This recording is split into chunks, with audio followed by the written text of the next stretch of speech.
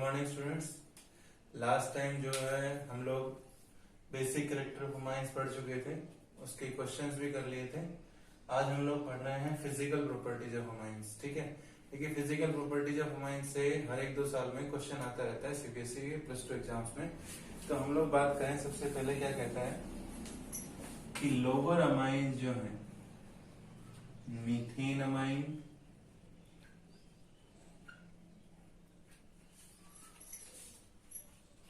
Ethane amine, ये जो है ये क्या है, are gases. Methane amine, ethane amine ये जो है वो क्या है, गैसेस हैं। वाइल अदर्स मतलब उससे ज्यादा कार्बन वाले, वाइल अदर्स आर लिक्विड। ठीक है, अब उसके बाद सेकेंड फिजिकल प्रॉपर्टी आती है। First physical property physical state थी। फिजिकल स्टेट में हम लोग क्या बोलते हैं कि मीथेन अमाइन, इथेन अमाइन ये जो है गैसेज हैं due to weak forces, and while others are जो है वो क्या है, लिक्विड है। सेकेंड प्रॉपर्टी जो आती है that is solubility.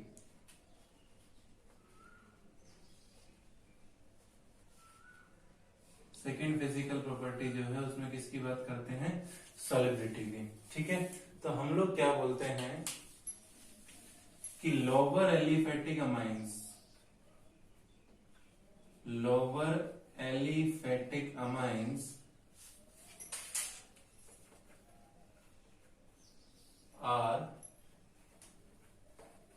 soluble in water। कि लोअर एलिफेटिक अमाइन जो है वो soluble होती हैं वाटर में। क्यों? बिकॉज दे कैन फॉर्म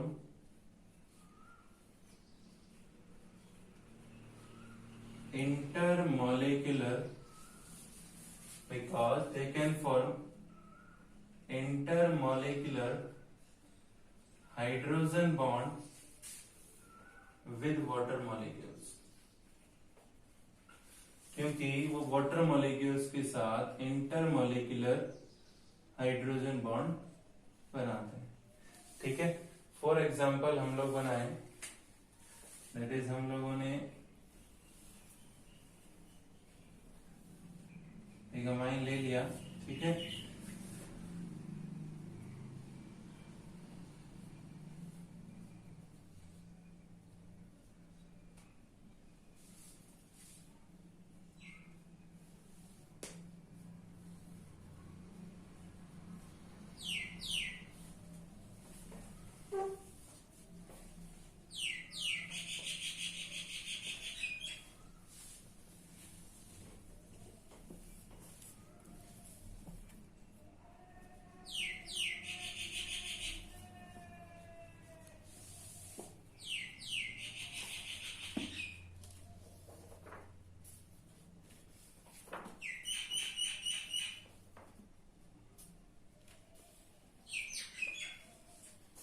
ये जो डॉटेड लाइन से दिखाई गई है ये क्या है, हाइड्रोजन बॉन्ड है।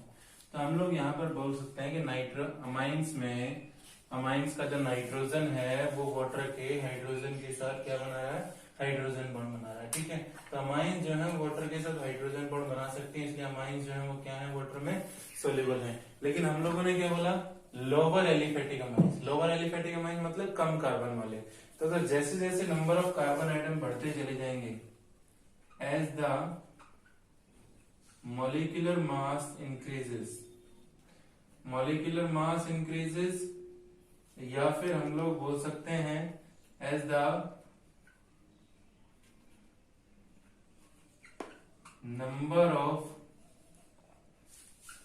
carbon atom increases, कि जैसे जैसे नंबर ऑफ कार्बन आइटम्स बढ़ते चले जाएंगे, द सॉल्युबिलिटी, कि जो सॉल्युबिलिटी है वो क्या होती चली जाएगी, डिक्रीज होती चली जाएगी। The solubility decreases. क्यों भाई? क्योंकि आप लोग बात करें तो यहाँ पर जैसे जैसे नंबर ऑफ कार्बन आइटम बढ़ते चले जाएंगे, इस अल्काइल ग्रुप का साइज बढ़ता चला जाएगा, वैसे वैसे हाइड्रोफोबिक पार्ट बढ़ जाएगा, मतलब हाइड्रोकार्बन पार्ट बढ़ जाएगा। बिकॉज हाइड्रोफोबिक, या फिर क्या बोल सकते हो, हाइड्रोकार्बन। हाइड्रोफोबिक या फिर हाइड्रोकार्बन पार्ट इंक्रीजेस, कि हाइड्रोफोबिक या हाइड्रोकार्बन पार्ट जो है वो क्या हो जाएगा, इंक्रीज हो जाएगा, which resist the formation of, which resist the formation of hydrogen bond, with किसके साथ, with water molecules के साथ। ठीक है, तो हम लोग क्या बोल रहे हैं कि लोअर एलिफेटिक अमाइन जो है वाटर में सॉल्युबल है, क्योंकि वो वाटर के साथ हाइड्रोजन बॉन्ड बना लेते हैं। जैसे जैसे मोलिकुलर मास बढ़ता चला जाएगा, या फिर हम लोग ये बोले कि नंबर ऑफ कार्बन आइटम बढ़ते चले जाएंगे, तो सोलिबिलिटी कम होती चली जाएगी। तो उसके लिए क्या है, बिकॉज हाइड्रोकार्बन पार्ट और हाइड्रोफोबिक पार्ट जो है वो क्या हो गया, इंक्रीज हो गया, which resist the formation of hydrogen bond, जो कि हाइड्रोजन बॉन्ड की फॉर्मेशन को रोक देगा। ठीक है, अगर लोअर एलिफेटिक अमाइंस में हम लोगों से पूछा जाए कि भैया लोअर एलिफेटिक अमाइन मतलब कम कार्बन के अमाइंस दे दिए, आपके एक या दो कार्बन के अमाइंस दे दिए, और आपसे पूछा गया कौन सा ज्यादा सोल्यूबल है वाटर में, तो हम लोग क्या बोल रहे हैं, देखिए जितनी ज्यादा हाइड्रोजन बॉन्ड बना पाएगा वाटर में उतना ही ज्यादा सोल्यूबल होगा। हाइड्रोजन बॉन्ड बनाने के लिए अमाइंस के पास क्या होना जरूरी है, हाइड्रोजन होना जरूरी है। ठीक है, तो सबसे ज्यादा सोल्यूबिलिटी किस में होगी, 1 डिग्री, 2 डिग्री, 3 डिग्री। सोल्यूबल तीनों ही होंगे। ठीक है, लेकिन 1 डिग्री में ज्यादा हाइड्रोजन बॉन्ड है तो ज्यादा हाइड्रोजन बॉन्ड बन सकते हैं वाटर मॉलिक्यूल से। 2 डिग्री में एक नाइट्रोजन एक हाइड्रोजन है तो कम हाइड्रोजन, तो 3 डिग्री में और हाइड्रोजन कम बॉन्ड। तो हम लोग बोलते हैं अगर सोल्युबिलिटी का ऑर्डर पूछा जाए लोअर एलिफेटिक अमाइंस के लिए तो 1 डिग्री सबसे ज्यादा, उसके बाद 2 degree and after that 3 degree. क्यों कि 1 डिग्री में नंबर ऑफ हाइड्रोजन आइटम्स ज्यादा है। ठीक है, उसके बाद थर्ड फिजिकल प्रॉपर्टी है दैट इज बॉइलिंग पॉइंट। ठीक है, तो यहां पर बॉइलिंग पॉइंट में बात करें तो हम लोग क्या बोल रहे हैं कि अमाइंस जो हैं, amines have higher boiling point. Amines जो है उसके अंदर उसका बॉइलिंग पॉइंट ज्यादा होता है। Amines have higher boiling point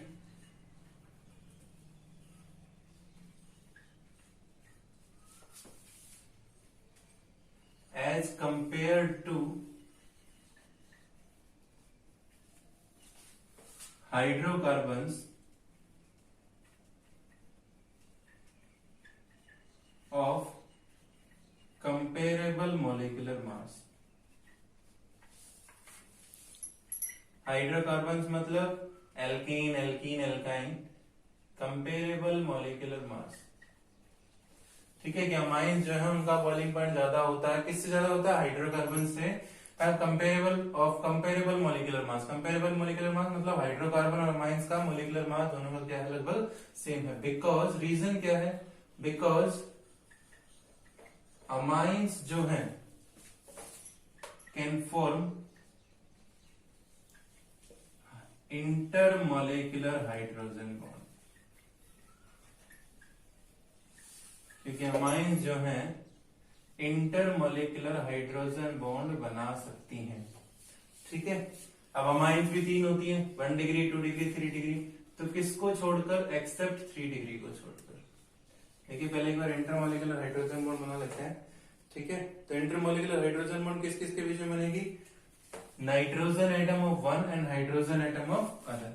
तो बनाइए, ये आपका एक अमाइन हो गया 1 डिग्री।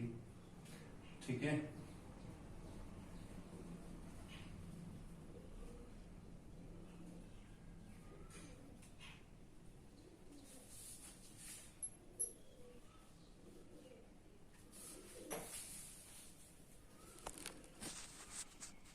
अब देखिए यहाँ पर ये अमाइंस के बीच में हम लोगों ने हाइड्रोजन बॉन्ड बनाई है, डॉटेड लाइन से, nitrogen atom of one and hydrogen atom of other.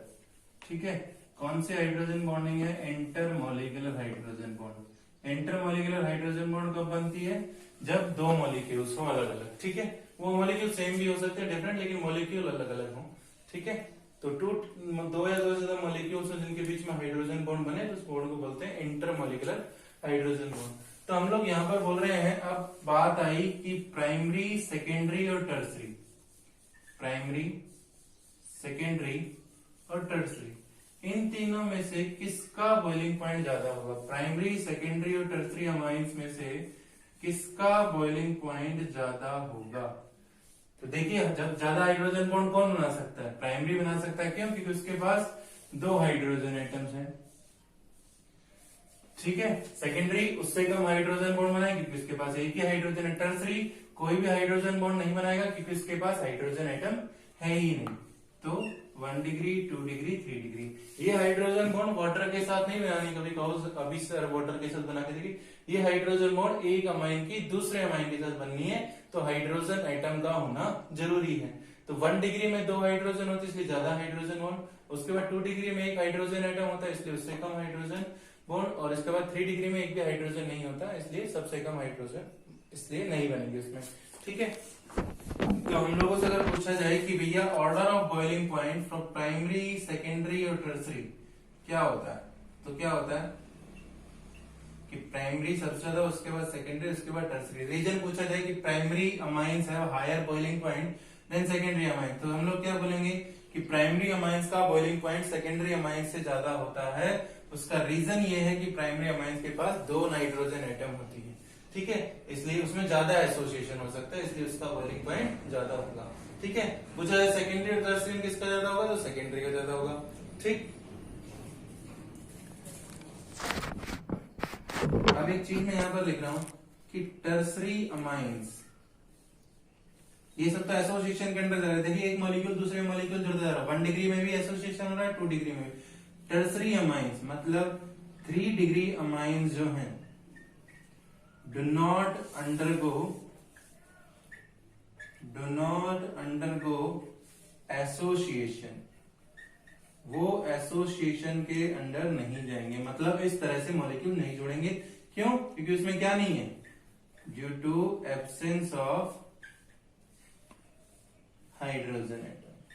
क्योंकि टर्सरी अमाइन में क्या नहीं है, हाइड्रोजन एटम नहीं है, इसलिए वहां पर एसोसिएशन नहीं होगा। मतलब जिस तरह आपने प्राइमरी अमाइंस को सेकेंडरी अमाइंस को एक दूसरे से जोड़ सकते हो, उस तरह टर्सरी अमाइंस को नहीं जोड़ सकते क्योंकि इसमें हाइड्रोजन एटम नहीं है। तो पहली बात यहाँ पर है कि अमाइंस का बॉइलिंग पॉइंट ज्यादा होगा हाइड्रोकार्बन से ऑफ कंपेरेबल मॉलिक्यूलर मास, क्योंकि अमाइंस जो है वो हाइड्रोजन बॉन्ड बना सकते हैं एक्सेप्ट 3 डिग्री। उसके बाद बोला गया ऑर्डर ऑफ बॉइलिंग पॉइंट की बात करें तो प्राइमरी सबसे ज्यादा, उसके बाद सेकेंडरी, उसके बाद टर्सरी। रीजन क्या है कि भैया प्राइमरी अमाइंस में 2 हाइड्रोजन है इसलिए एसोसिएशन ज्यादा होगा। उसके बाद सेकेंडरी, उसमें 1 हाइड्रोजन है। टर्सरी में कोई भी एसोसिएशन नहीं होगा। पेपर में पूछा जाए कि टर्सरी अमाइंस में एसोसिएशन नहीं होगा, क्यों नहीं होगा? क्योंकि उसके पास हाइड्रोजन बॉन्ड नहीं है। उसके बाद आता है कि इन तीनों में मान लीजिए पूछ ले कि भैया कार्बोक्सिलिक एसिड, अल्कोहल्स और अमाइंस, ये 3 मॉलिक्यूल दे दें ऑफ कंपेरेबल मॉलिक्यूलर मास, मतलब मॉलिक्यूलर मास लगभग तीनों का क्या हो, सेम हो। ठीक है। बोले किसका बॉइलिंग पॉइंट ज्यादा होगा, तो देखिए कार्बोक्सिलिक एसिड भी हाइड्रोजन बॉन्ड बनाता है, डाइमर के फॉर्म में एग्जिस्ट करता है कार्बोक्सिलिक एसिड भी।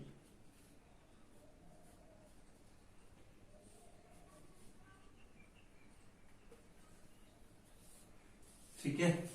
अल्कोहल का एक मॉलिक्यूल दूसरे मॉलिक्यूल के साथ भी हाइड्रोजन बॉन्ड से जुड़ता है।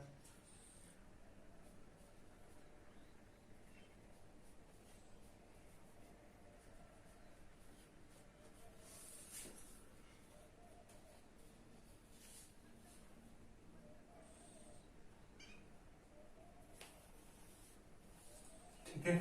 अल्कोहल्स का मॉलिक्यूल भी एक दूसरे के साथ हाइड्रोजन बॉन्ड से जुड़ता है। यहाँ पर भी एसोसिएशन हो रहा है, कार्बोक्सिलिक एसिड में भी एसोसिएशन हो रहा है क्योंकि डाइमर की फॉर्म में एग्जिस्ट करता है। ठीक है। अमाइंस का भी हम लोगों ने इंटरमॉलिक्यूलर हाइड्रोजन बॉन्ड पढ़ी है कि अमाइंस जो है वो भी एसोसिएशन के अंदर जाते हैं। तो बोला गया किसका बॉइलिंग पॉइंट ज्यादा होना चाहिए, तो देखिए हम लोग बात करें कि सिंस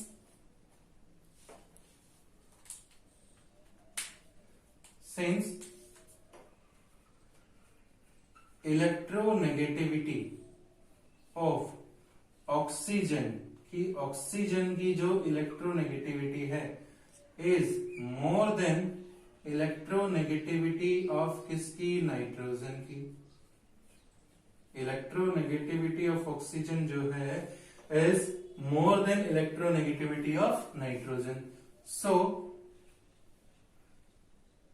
कार्बोक्सिलिक एसिड सबसे ज्यादा हाइड्रोजन बॉन्ड स्ट्रॉन्ग बनाएगा। उसके बाद कौन बनाएगा? एल्कोहल्स बनाएगा। उसके बाद कौन बनाएगा? अमाइंस बनाएगा। ठीक है, देखिए नाइट्रोजन की इलेक्ट्रोनेगेटिविटी कम है ऑक्सीजन से, इसलिए ऑक्सीजन जो है वो ज्यादा एसोसिएशन के अंदर जाएगा। तो सबसे ज्यादा बॉइलिंग पॉइंट जो हुआ वो किसका हुआ? कार्बोक्सिलिक एसिड का, आफ्टर दैट एल्कोहल्स का और आफ्टर दैट अमाइंस का। यहाँ पर अगर इन तीनों में पूछा जाए तो सबसे ज्यादा किसका? कार्बोक्सिलिक एसिड, उसके बाद अल्कोहल्स, उसके बाद अमाइंस। अब कुछ क्वेश्चंस करके देखते हैं।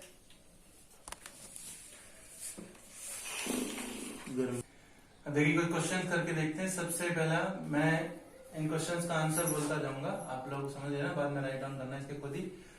कि ethyl amine is soluble in water whereas aniline is not. अब एक पॉइंट हम लोग वहां पर डिस्कस करना भूल गए थे कि बेंजीन के ऊपर NH2 that is aromatic amines. Aromatic amines समझना जो मैं बोल रहा हूं कि aromatic amines are insoluble in water. Aromatic amine जो है वो वाटर में क्या होती है? इनसॉल्युबल होती है। अब कोई कहेगा कि सर जी इसके पास तो 2 हाइड्रोजन भी हैं, फिर भी ये तो वाटर के साथ हाइड्रोजन बॉन्ड बना सकता है। तो हम लोग क्या बोलते हैं कि aromatic amines are insoluble in water because they can not form hydrogen bond. Because they can not form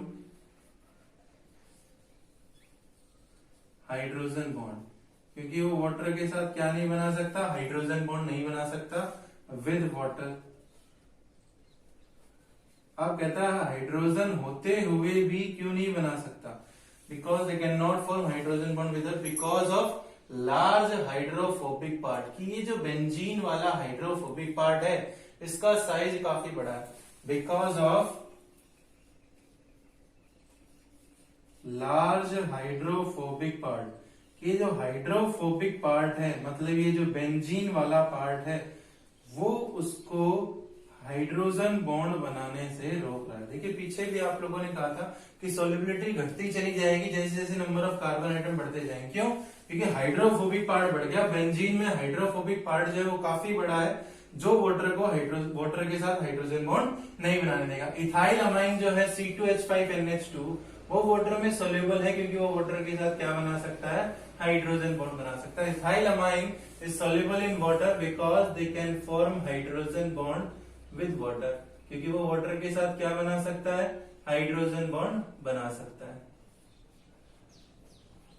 ethyl amine water के साथ हाइड्रोजन बॉन्ड बना सकता है इसलिए सोल्यूबल है। एनिलीन वाटर के साथ हाइड्रोजन बॉन्ड नहीं बना सकता। क्यों नहीं बना सकता? Because of large hydrophobic part. मतलब कि जो बेंजीन वाला साइज है वो काफी बड़ा है जो कि हाइड्रोजन बॉन्ड बनाने से रोकता है।